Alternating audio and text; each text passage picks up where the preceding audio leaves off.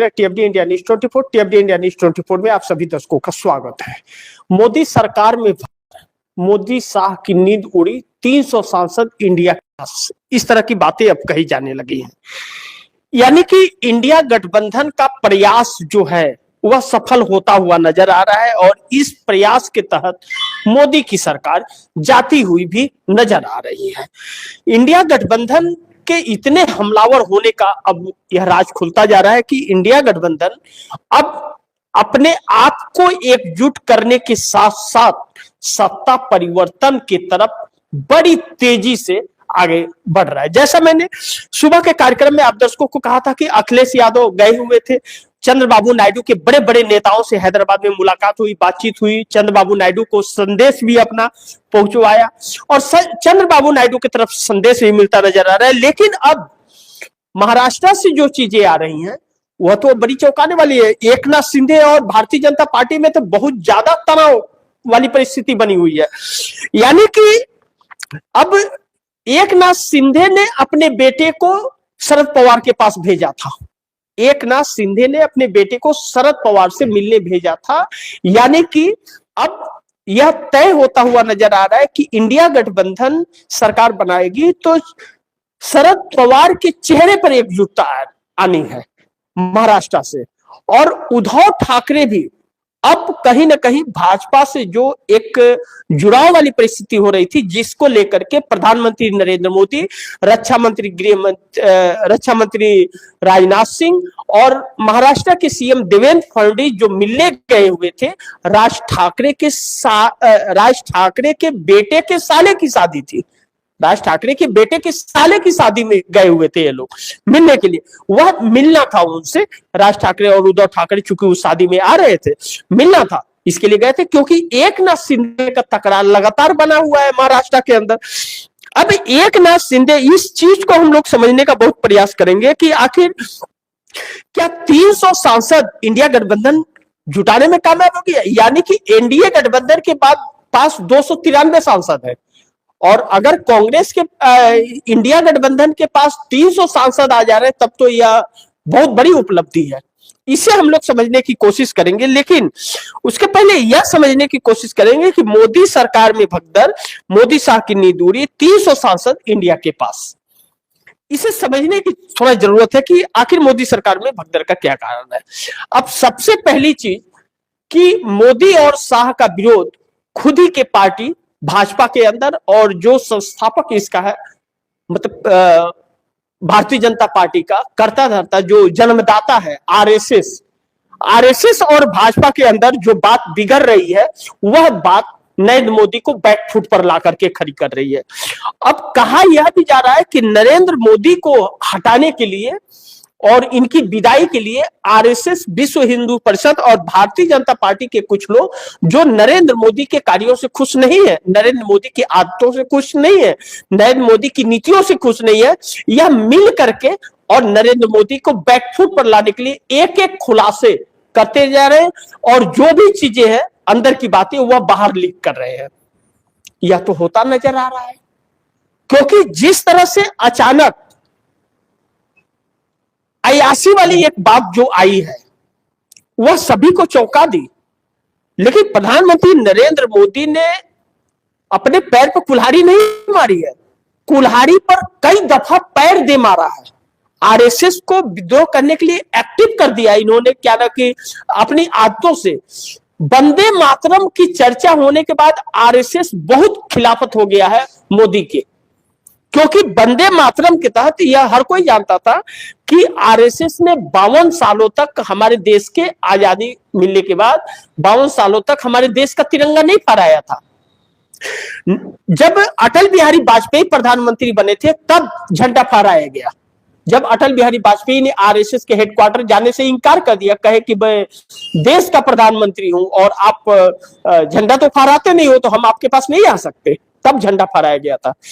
वंदे मातरम का विरोध आरएसएस करता था, तो अब नरेंद्र मोदी ने वंदे मातरम पर चर्चा करके आरएसएस की छुपी छुपाई बातों को भी उजागर कर दिया, क्योंकि कांग्रेस ने पूरा उनका काला चिट्ठा देश के सामने ला दिया कि वंदे मातरम से और देश की आजादी से इनका कोई सरोकार नहीं था।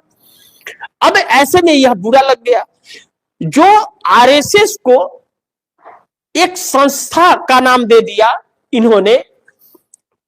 आरएसएस के पास कोई पैन कार्ड भी नहीं है, कोई ऐसा रजिस्टर्ड संस्था नहीं है आरएसएस, वह भी काले चिट्ठे उजागर हो गए। अब नरेंद्र मोदी की वजह से और भी कई चीजें अलग हो गई। नरेंद्र मोदी का दूसरा जो 75 साल का मार्गदर्शक मंडल बनाया था, तो सभी को भेज दिया। अब लाल कृष्ण आडवाणी तो कुछ नहीं कर सकते, वह अब कुछ करने की स्थिति में नहीं रहे, लेकिन मुरली मनोहर जोशी अभी हट्टे कट्टे हैं, और मुरली मनोहर जोशी को उसी के तहत इनको अलग किया गया था। और एडवोकेट सुब्रमण्यम स्वामी को भी दरकिनार किया गया हुआ, पार्टी में कोई उनको महत्व नहीं दिया गया, हालांकि वह भारतीय जनता पार्टी के अभी भी सदस्य हैं। ऐसे में नरेंद्र मोदी 75 साल हो गए, तो उनके ऊपर क्यों नहीं लागू हो रहा है, इस बात की नाराजगी बहुत काफी है। तो इससे मुरली मनोहर जोशी हावी है, इससे नितिन गडकरी इनके ऊपर पूरी तरह से हावी है।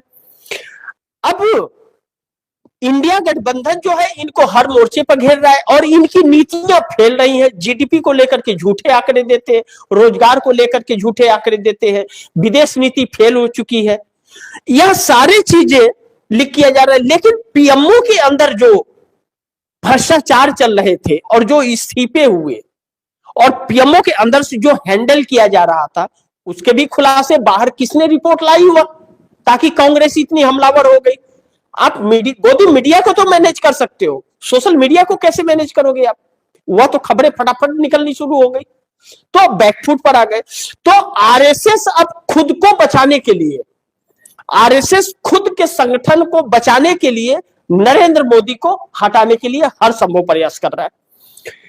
मुरली मनोहर जोशी को पीड़ा है कि उन्हें 75 साल का हवाला देकर के निकाल दिया गया, और नरेंद्र मोदी 75 के बाद भी बने हुए हैं, तो उन्हें पीड़ा है, तो वह इनके काले चिट्ठे को उजागर कर रहे हैं।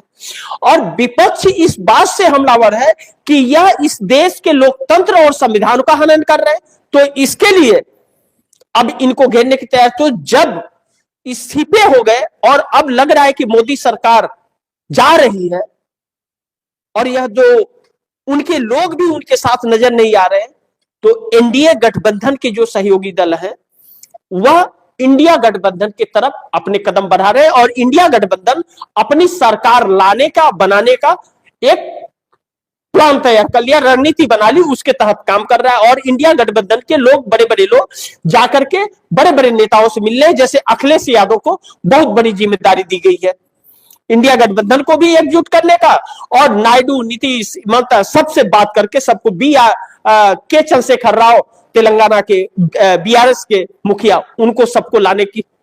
अब इस तहत भारतीय जनता पार्टी बुरी तरह फंस गई। अब तो भगदड़ वाली परिस्थिति मच गई कि मोदी शाह का संतुलन बिगड़ गया है, कॉन्फिडेंस जो है वह टूट रहा है इन लोगों का।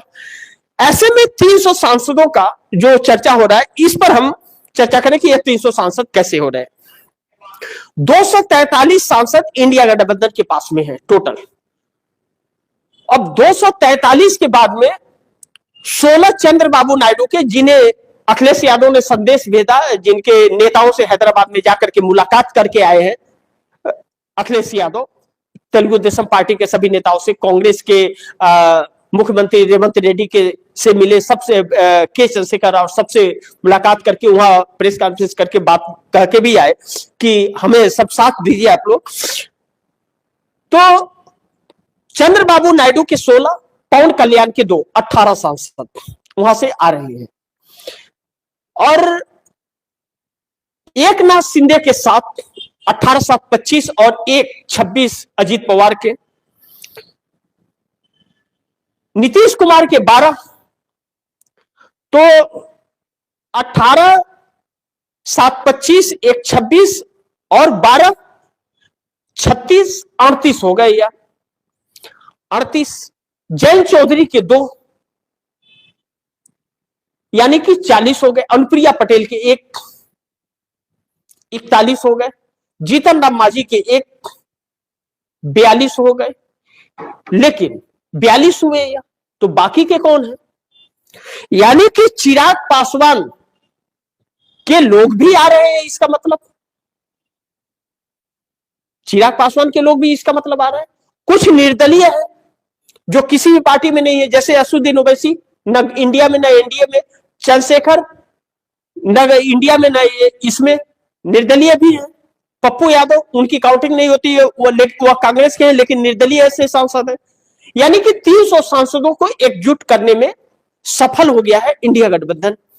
अब जीतन राम मांझी इकलौते अपने पार्टी के सांसद है, तो वह नरेंद्र मोदी के साथ है और उन्हें एमएसएमई दिया। तो जीतन राम मांझी रह के क्या करेंगे, क्योंकि बिहार की सरकार नहीं बच रही है। अब कहा यह जा रहा है कि भारतीय जनता पार्टी नीतीश कुमार के एग्जिट प्लान, क्या नीतीश को साइड करने की तैयारी कर रहे हैं। भाजपा नहीं कर रही है, नीतीश साइड करने की तैयारी कर रहे हैं। नीतीश के साथ तकरीबन 130 विधायक, 134 विधायक हो जा रहे हैं। तो भारतीय जनता पार्टी तो सरकार ही नहीं बना पड़ी थी। ऐसे में चिराग पासवान भी इनका साथ छोड़ देंगे, यानी कि एनडीए गठबंधन ही पूरा खत्म हो जाएगा। खाली भाजपा अकेले रह जाएगी, जैसे अकेले सरकार चला रही वैसे अकेले रह जाएगी। अब यह दांव भाजपा को उल्टा पड़ गया है, नरेंद्र मोदी को, इसीलिए परेशान से है। नरेंद्र मोदी के डिनर पार्टी में बुलाने पर भी एकनाथ शिंदे और चंद्रबाबू नायडू और नीतीश कुमार नहीं आए। ऐसे में दो बड़ी अहम सवाल है, आप दर्शक ध्यान से इसे समझिएगा। और मोदी शाह की नीति इसीलिए उड़ी हुई है क्योंकि यह भगदड़ सी परिस्थिति है कि एनडीए में अगर सब साथ छोड़ करके इंडिया की साथ जा रहा है तो एनडीए में बचा कौन। तो मोदी शाह के लिए नींद उड़ाने वाली खबर तो यह है। और 300 सांसद इंडिया गठबंधन के एकजुट हो जा रहे हैं प्रयास से। ममता बनर्जी भी यही चाह रही हैं, अखिलेश यादव भी यही चाह रहे हैं, स्टालिन भी यही चाह रहे हैं।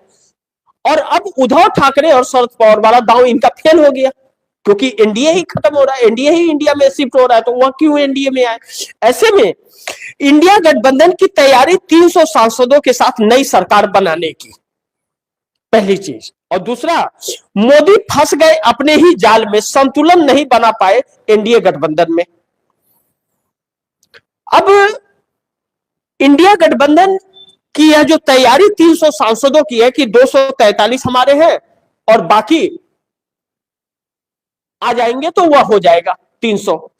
तो इसके लिए जो जयंत चौधरी और अखिलेश यादव का जो संबंध बहुत अच्छे रहे हैं, या अनुप्रिया पटेल का, यूपी से यह लोग आते हैं। 2 सांसद जयंत चौधरी के और 1 सांसद अनुप्रिया पटेल है अपनी पार्टी के इकलौती। अब ऐसे में उत्तर प्रदेश का चुनाव 27 में उन्हें लड़ना है तो भारतीय जनता पार्टी के साथ उन्हें वोट नहीं मिलेगा। और दूसरा, जिस चोरी के वोट से भाजपा आ रही थी वह चोरी पकड़ी जा चुकी है, इसलिए जनता और जागृत हो गई है। जब जनता जागृत हो गई है तो यूपी में जीतने के लिए उन्हें अखिलेश यादव का सहारा चाहिए और अखिलेश यादव के साथ ही चुनाव लड़ करके तभी वह सीटें जो आई थी वह आई भी है और सपोर्ट भी वोट बैंक का एक मिलता है। ऐसे में जयंत चौधरी का बाइकआउट भी हुआ, किसानों ने किया, मुस्लिम वर्ग ने किया, वक्फ बोर्ड कानून को लेकर के किसान नाराज हैं।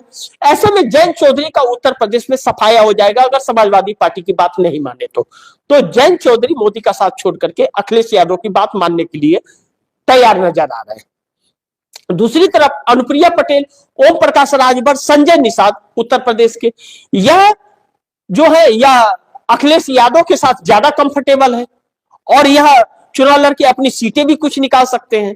लेकिन वही अगर भाजपा के साथ जा रहे हैं तो भाजपा के साथ ओम प्रकाश राजभर तो अपने बेटे को सांसद का चुनाव भी नहीं जीता पाए, फिर तो बड़ी मुश्किलें हो जाएंगी।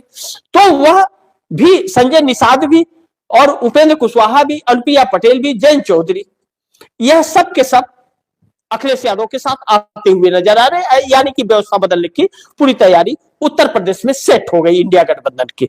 अब दूसरी तरफ बिहार की चर्चा कर लेते हैं।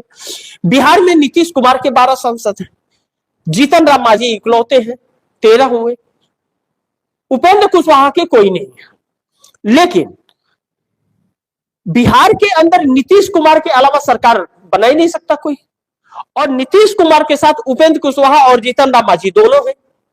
जब दोनों है तो चिराग पासवान इकलौते हैं जो नरेंद्र मोदी के हनुमान बने हुए हैं। अब अगर नीतीश कुमार के सांसद अगर मोदी के साथ टूट फूट में है, जो नजरें आती है तस्वीरें कि कुछ सांसदों पर उनका जादू चला है, वह सांसद मोदी के साथ रह के क्या करेंगे जब मोदी उनके रहने के बावजूद सरकार नहीं बचा पाएंगे तो वह असमंजस परिस्थिति में आ गए, तो वह नीतीश के साथ लुढ़कते हुए नजर आ रहे हैं, आते हुए नजर आ रहे हैं। साथ छोड़ते हुए नजर आ रहे हैं। ऐसे में नीतीश कुमार 5 साल की सत्ता बिहार में अपना तय करना चाहते हैं, जिसके लिए नीतीश कुमार ने तैयारी शुरू कर दी। इंडिया गठबंधन भी उनका साथ दे रहा है पूरा। ऐसे में नीतीश कुमार का जो प्लान है अपने बेटे को राजनीति में एंट्री मरवाने की, वह भी सफल हो रही है और सत्ता मजबूत नजर आएगी। नीतीश कुमार 2 साल शासन करके 3 साल अपने बेटे को मुख्यमंत्री के रूप में देना चाहते हैं, ताकि उसका राजनीतिक जनाधार भी बन जाएगा। लेकिन भारतीय जनता पार्टी नीतीश कुमार को एग्जिट करना चाहती है, अपना सीएम बनाना चाहती है। अब नीतीश कुमार इस बात पर लगे हैं कि वहां पर पूरा कैबिनेट बदल दो, और इसी पर काम करते हुए नजर आ रहे हैं। सरकार नहीं बदलेगी, सरकार वही रहेगी, कैबिनेट बदल जाएगा। यानी कि भाजपा के लोग विपक्ष में चले जाएंगे और विपक्ष वाले सत्ता में आ जाएंगे कैबिनेट में, और फिर बहुमत साबित वहां हो जाएगा पटल पर। राज्यपाल के पास जाने की जरूरत नहीं पड़ेगी।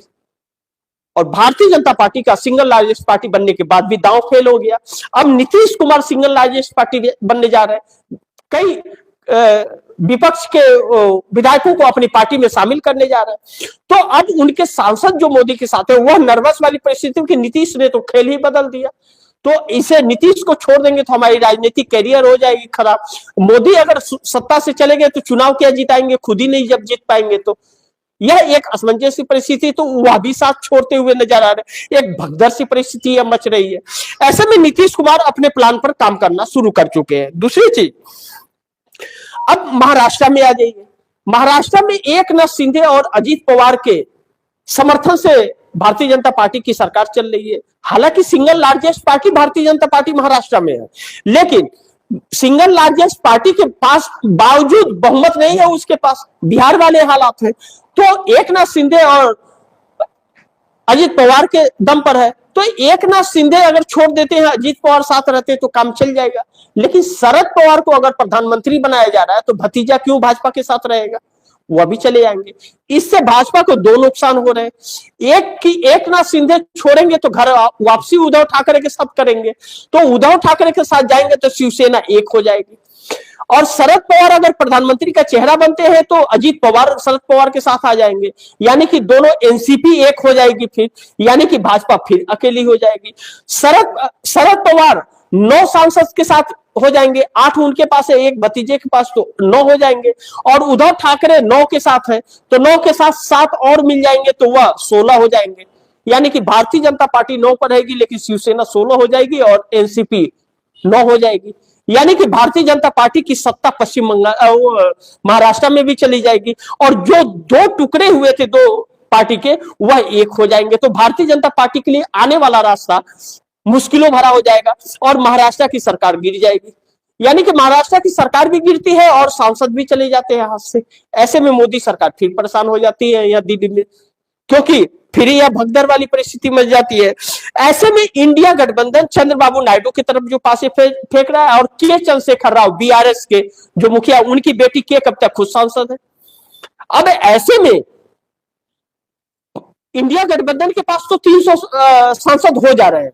भारतीय जनता पार्टी उसी 240 पर आकर रह जा रही है, और देवी गौड़ा बच रहे हैं 2 विधायकों के 2 सांसदों के साथ। तो देवी गौड़ा का रहना न रहना कोई मतलब ही नहीं होगा। और भारतीय जनता पार्टी के अंदर ही राड़ है, यानी कि आरएसएस, विश्व हिंदू परिषद, भारतीय जनता पार्टी के अंदर के नाराज वह लोग एनडीए गठबंधन के जो हिस्सक हैं, और जो भारतीय जनता पार्टी में नरेंद्र मोदी ने डरा धमका करके जिन सांसदों को लाया था, वह भी कांग्रेस के कुछ संपर्क में है। यानी कि भाजपा भी टूटेगी और एनडीए गठबंधन बिखर जाएगा। भगदड़ सी परिस्थिति है, और इंडिया गठबंधन 300 सांसदों की एकजुटता करने में सफल होता हुआ नजर आ रहा है। यानी कि शरद पवार हो या चंद्रबाबू नायडू हो, प्रधानमंत्री का चेहरा दोनों में से एक होगा, और इन दोनों में से एक किसी के नाम पर मुहर लगता हुआ और समर्थन जुटता हुआ नजर आ रहा है, जिसके प्रयास में अखिलेश यादव लगे हैं। ऐसे में नंबर 2 जो है, मोदी फंस गए अपने ही जाल में, संतुलन नहीं बना पाए एनडीए गठबंधन में। अब मोदी को यह जो समर्थन मिला था 293, एनडीए गठबंधन 240 थे, यानी कि 53 सांसदों का सहारा हेल्प मिला था, तो सरकार बना ली। अब अगर मोदी अच्छी तरह से संतुलन बना करके रखे होते तो यह 293 लगातार उनके साथ रहते। लेकिन नरेंद्र मोदी ने जिस तरह से षड्यंत्र रचा और उन सांसदों का समर्थन लेते हुए उन लोगों को धमका धमका करके अपने साथ रखने की कोशिश की, ईडी सीबीआई इनकम टैक्स के डर से डरा करके, जब वह डर इतना डरा दिए कि उनका डर ही खत्म हो गया, इतना डरा दिए कि उनका डर खत्म हो गया। वह समझ गए कि बस कोई बात नहीं, ईडी ठीक है, ईडी ही आएगी, उसका तोड़ निकालते थे, सीबीआई उसका तोड़ निकालते थे, इनकम टैक्स उसका तोड़ निकालते थे। यानी कि इनके हर दांव को वह समझ गए तो इनका डराना बेकार हो गया। इनके डर से वह इतना डर चुके थे कि डरने के लिए और कुछ बचा ही नहीं था, तो वह निडर हो गए और डराने वाले डर गए।